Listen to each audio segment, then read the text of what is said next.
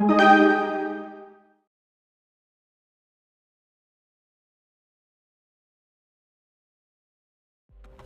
everyone, my name is Kevin Nybert. I'm the lead game designer for Livelock, and I'm pleased to share a playthrough of our PAX East build with you.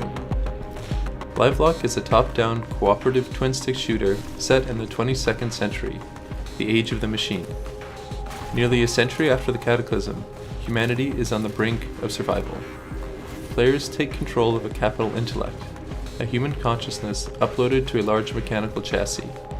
As one of the few remaining capital intellects, they must battle 3 corrupted machine clusters to break the cycle of infinite war before humanity is forgotten to the annals of history.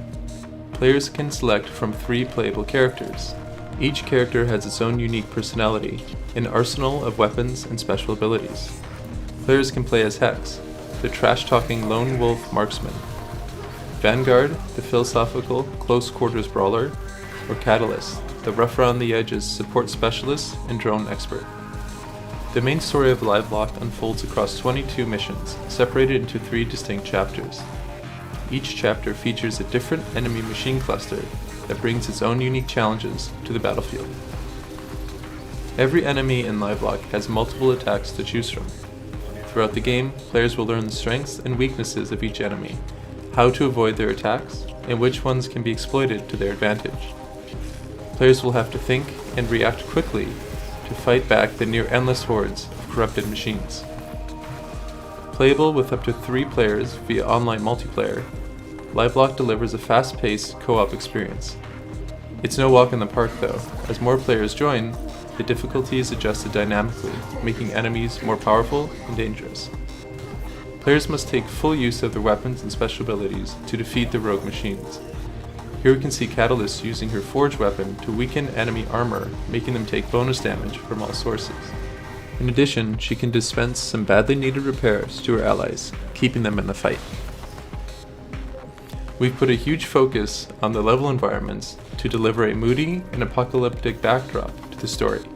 Each level is filled with destructible objects that help players get a feeling for the scale and raw power of their machine. Vanguard likes to lead from the front. Here we can see him smashing his way through the entrance of the abandoned power plant. These massive robots don't need to open the heavy blast doors. They can walk right through them. Players will earn experience by completing mission directives and destroying enemies. As they level up their character, players will unlock additional weapons and functions that allow them to customize their character based on their preferred playstyle. As players explore levels, they will find other damaged machines and supply chests that contain blue carbon nanotubes. These are part of our weapon upgrade system. The carbon nanotubes can be spent to level up their weapon stats, increasing damage, rate of fire, stability, and clip size. Hex is a master of hit-and-run tactics. Here you can see him dropping down some cluster mines that will detonate when triggered by a nearby enemy. With help from Catalyst turret, the players have this area on lockdown. In the next room, we'll encounter 2 new enemy types, the Pounder and the Forsaken. Pounders will attempt to attack players at close range with their hydraulic-powered fists. At close range, the Pounder is extremely dangerous. If the player moves out of range, the Pounder will use a jump attack to try to close the distance. The jump attack leaves an effect on the ground that will indicate where the Pounder will land. The player will then have an opportunity to avoid taking damage by dodging the attack. If the Pounder connects, it will knock down the player temporarily. Forsaken are armed with a high-powered autocannon that after a short charge-up can deal massive damage in a wide area.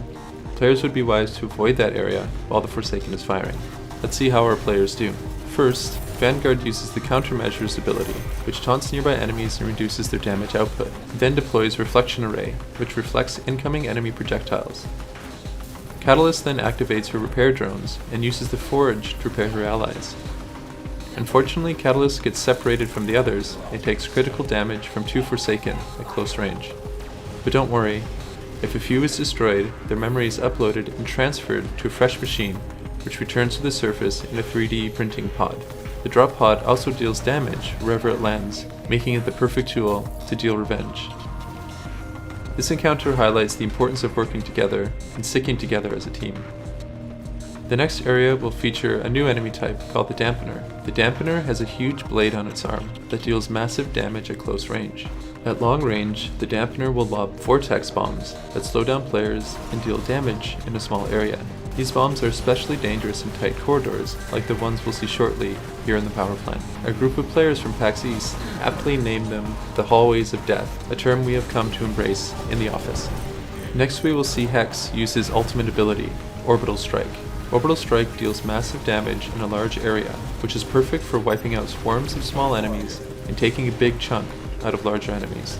Also, we will see Hex use his Ultra Velocity ability to quickly dance across the battlefield, looking for a safe firing position. Ultra Velocity is useful both as a gap closer and escape tool if things get too hot. In the final encounter, we will get a glimpse of our upgraded enemy system.